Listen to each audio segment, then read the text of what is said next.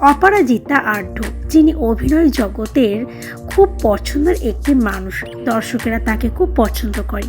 তো এই অপরাজিতা আঢ্যর আমরা তো বাইরে তার হাসি মুখটা দেখেছি, কিন্তু তার ভিতরেও যে একটা কষ্ট আছে সেটা সম্বন্ধে আমরা হয়তো অনেকেই জানি না। তিনিও কিন্তু কখনো সেই কষ্ট তিনি দেখান না। কষ্টটা হলো তার মা না হতে পারার গল্প।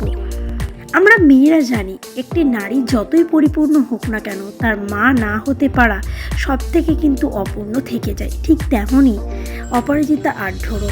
তবে তিনি কখনোই সে কিছুকে পাত্তা দেন না। তিনি এটা মানেন যে শুধুমাত্র যে সন্তান জন্ম দিলেই সন্তানের মা হওয়া যায় তা কিন্তু নয়।